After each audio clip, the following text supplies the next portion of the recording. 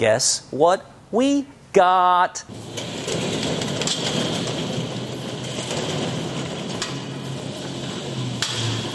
Welcome to Just Driven headquarters. We are about to tackle a semi-monumental task. We are going to be moving a lot of this parts, engines, gearbox, engine parts over to our new warehouse. We're so lucky and we're so hyped up, so come on along with us.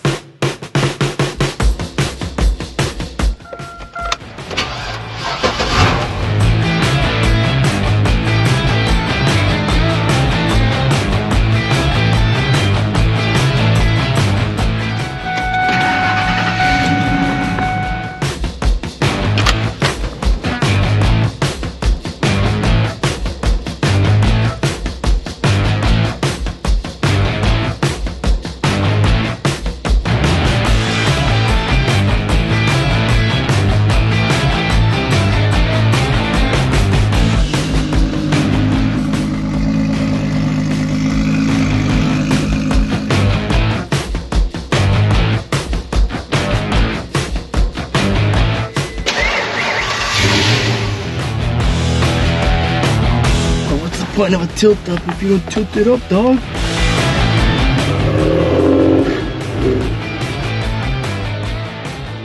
It feels like it's been about a year since I've actually done a video with you guys. So we all kind of went through this sickness thing in the last few months. It got me really good.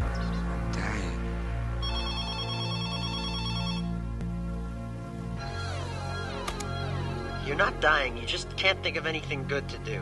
My voice is almost back to normal. We're in a new surrounding right now. Our building, which is just on the other side of that wall, we were able to actually acquire the other half of the building. And of course, we've moved a bunch of our cars over here, which has freed up a lot more space on the other side. I don't know, I'm loving it on this side. I would love to turn this into a studio or at least a place to store some of our finished cars. Now, as you guys know, we have had so many projects in the lineup. And now that we're in a new year, we've decided let's kind of wrap up some of these things. And that was part of the reason for moving some of these cars over to the other side. As you know, the Fast and Furious orange Supra is relatively done. We're still working on putting the amps together and installing the stereo equipment, but we don't really want to send the car off because all the facilities that do that kind of work, all the audio work, they are months and months out, and we don't want that car to disappear for months and months. And eventually we need to build that tub for the back that's going to hold those amps, and so we need to focus some effort on that. But for now, we're going to keep it. We're going to actually provide some really cool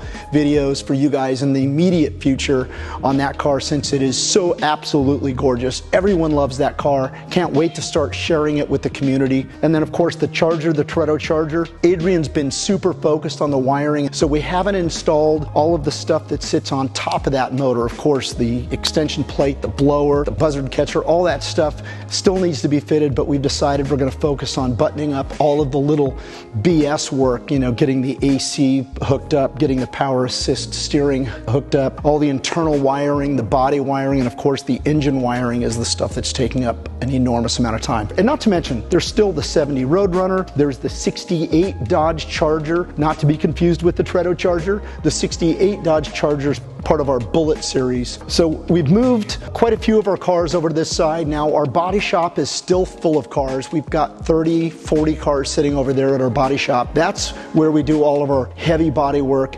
The other side of this building, which is what you guys normally see where our lifts are, that's where the Hako sits. That's where a few of our other cars, the R33 still sitting over there. What we've done is we've moved some of those cars over here. There's some of the body shop cars that we're going to move over here for now. It's making for a great opportunity for us to just free up some space on the other side. Hey, would you look at this? So as you guys know, my daily driver is pretty much a soccer mom van. I have a red one that I've been using to haul all of the rescue dogs around, and it's probably one of the most convenient vehicles I've ever had in terms of access for dogs. And since I use it primarily for dog rescue, I decided that I'm going to likely donate that van to the rescue charity that we've been working on. This new generation hybrid Sienna, the middle row seats aren't made to remove, so in order to pull the mid-row seats out, we literally have to put the car on the lift, we have to remove the exhaust, we have to drop the battery tray, we have to drop the fuel tank, just to gain access to unbolt the mid-row seats. So this is going to probably be moved over to the other side when our guys free up a little bit of time. It's just really handy having a vehicle that's easily accessible for dogs, and we could put multiple kennels and stuff in these. So it's really great. Our friends at Toyota USA were really helpful in getting us an allocation, and we were able to order one. So I'm in love with this van. Great van. If you guys are looking for a family van, I would highly recommend checking out the new Sienna. Literally, I haul around 9 dogs plus myself. I've been averaging 31, 32 miles per gallon. You really can't beat it. We've got our Ford Sportsmobile. This is a V10 four-wheel drive. This is one of those Quigley converted vans. The whole top pops up and it's literally a Class B RV. These things are awesome. This is a low mileage van. This may turn into a build for our shop. Not really sure yet. As you can see, we've got a JDM row in the back. We've got our Mark IV Supra, we have our FD, and of course our NSX. And honestly, out of all the cars we've had, hands down, that's still my favorite. It's not the fastest, but oh my God, the sounds it makes. Be sure to check out our Instagram channel. We've got lots of video footage and some really great sound effects showing off those Toyota ITBs and that Pride titanium exhaust.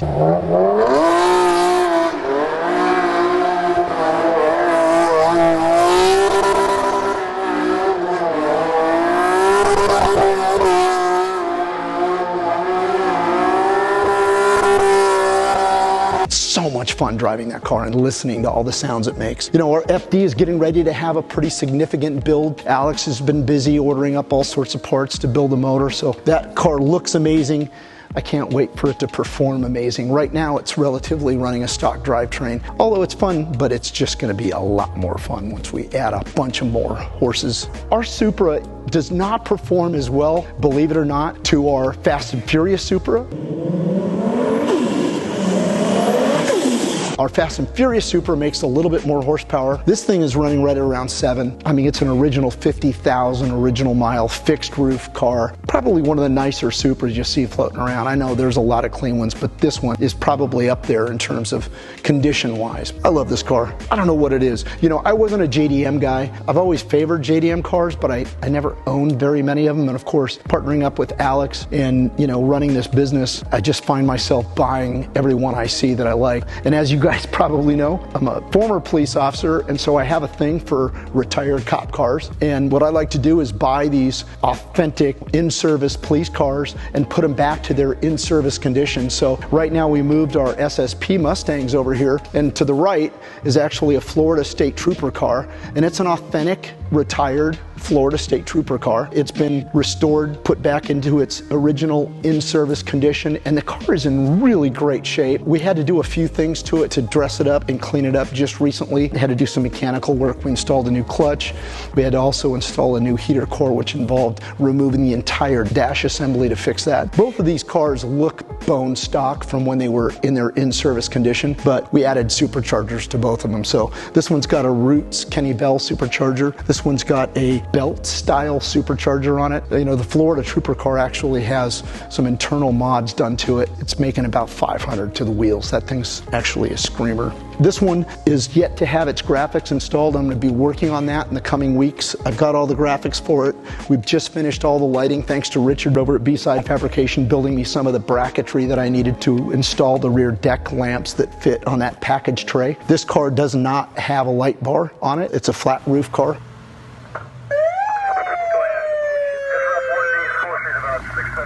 Moving over to this side, you guys probably saw us in a recent video. We talked about this. This is our little 135. At the time, I got this urge to have a BMW that made some, you know, really decent horsepower. I was looking at 1Ms, and unfortunately, they were about $70,000, $80,000 for a decent one. You know, you could buy one for in the 60s with some higher miles, and I thought, man, do I really want to buy a limited production car and take it to the track and potentially ruin it by taking it to the track? So we decided to go out and buy buy a relatively clean 135i, and then we went ahead, and if you check back on our videos, you'll see the actual build series for this car.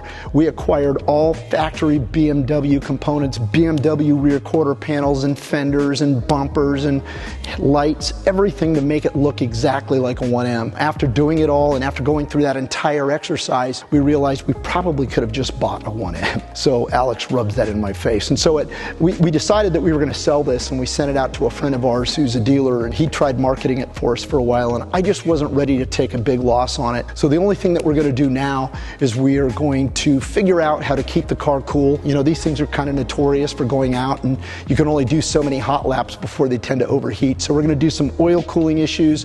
We may work on trying to vent the hood. I really don't want to put a different hood on this car, but if we have to, I may do that. Yeah, so you're going to see more on this car, although we did say we were saying goodbye to it. It's back. Here it is. Of course, the FJ is here. This has got Total Chaos long travel suspension. These are custom-made flares. This is actually a paint job. It's not a wrap. If you look back on our video series, you'll see an entire series dedicated to the buddy window system. And what is a buddy window system? FJ Cruisers are awesome, but the biggest complaint that I had about them is the only windows that would roll down were the front windows. Those little suicide door windows were fixed position windows. And when you have dogs like I do, all of them want to ride in the front seat because that's where the windows roll down. To fix that problem, we decided to engineer the entire door assemblies to make them fully functional electric power windows. And to most people, to look at it, you wouldn't know that it was an OEM. You know, more to follow on that. And for you FJ guys that are tuning in and listening to this, be patient. You know, there is a possibility that I may take on some kits and modifications ourselves, but I want to source some good guys because my guys are too busy right now to take the time out of their schedules to work on them. Please be patient. I know you guys have followed this build series from the beginning, and I know a lot of you are still asking. Just understand that I don't want to just randomly sell kits and have people come back to me and say, you know, God, there's a lot of work. I don't think we can figure out how to make these mods to our door shells. So it's coming. Stay patient. I apologize, but it's coming soon. You know, here's our little JZX90. This car is actually for sale. We've had this thing on the market for a while, and maybe you've seen it on Facebook or Craigslist, but it is a completely bone stock. It's a hardtop car with a factory manual transmission. It's not an auto to manual swap. It's got all of its original paint on it, and it's got ridiculously low kilometers. I think it has like 20,000 original kilometers. But if anyone's interested, you can hit us up, you can DM us, and we'd be happy to talk to you about it. Another cop car Charger. This is just one of many cars that I've acquired through auctions and turned back into law enforcement looking vehicles. And these I rent to the studios. As you guys know, I do a lot of studio rental work. Currently, I've got patrol cars in Georgia on a Chris Pratt movie. I think it's a Netflix series that is running, and then I've got another movie. Can't really go into details on that, but I've got a few of my older police cars going. They're already out to set on that, and I have a couple ambulances that are on set for that. This is just another one of those cars. Kind of a side gig for our business is the collection of older police cars and commercial vehicles. Usually restore those back to their in-service condition minus light bars and minus markings. And then what'll happen is the studio will vinyl wrap it in white and put whatever law enforcement agency that they're wanting the vehicle to look like. They'll apply their own decals to it and stuff. But you know, these are great. They pay decent money to just have them out on rentals, and it might sit on set for a week or two, and in some cases it might go 3-4 months depending on the filming schedule. That's just basically it, guys. This is going to kind of wrap up what we're doing on this side of the wall. Thanks for tuning in. If you haven't subscribed, please hit the subscribe button and, you know, give us a comment. Everything you guys say, we read, and we try to respond to all comments, and absolutely love the interaction that I see between, you know, you guys and us. It's really heartwarming to know that you guys appreciate all the work that we put into these builds. So that's it for today. We'll see you on the next one.